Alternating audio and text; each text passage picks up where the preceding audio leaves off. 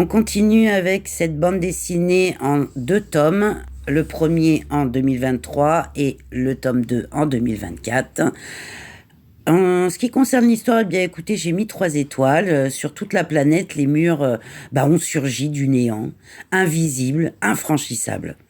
Dans les zones qu'ils découpent, la vie continue, mais le temps s'y écoule à des vitesses vraiment différentes. Et lorsque Lino, homme de notre époque, croise un groupe d'explorateurs venant de Nostoc, qui a déjà vu 3 siècles s'écouler dans sa zone, il saisit sa chance.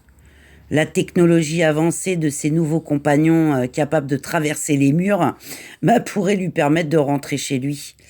Mais les pièges temporels sont nombreux et surtout mortels. En ce qui concerne le dessin, eh bien écoutez, j'ai mis 3 étoiles. Voilà. Alors, j'ai trouvé que c'était tout en sobriété. Voilà. Et plutôt semi-réaliste. Avec des couleurs, je trouve, assez foncées.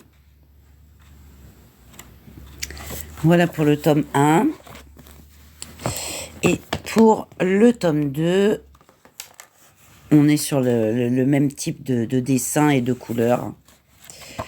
Rien n'a changé. Mais très sympa tout de même. En ce qui concerne le prix, eh bien, j'ai mis 3 étoiles, 18,50 €, 9.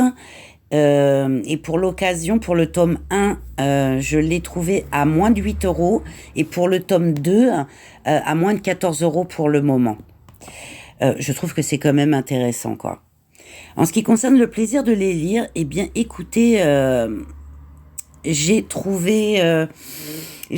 comment vous dire, j'ai hésité entre 2 et 3 étoiles, pour vous dire la vérité.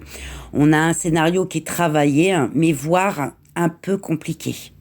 On a la narration qui prédomine et qui écrase un peu l'action et le devenir, en fait, des différents protagonistes. Alors, on a du suspense, originalité du concept, ça, il n'y a pas de souci, et une cohérence du propos. Voilà. Mais sinon, ça a été très agréable à lire tout de même, donc je vous la recommande. Elle est très sympathique. Voilà. Assez futuriste, bien entendu. Allez, bisous!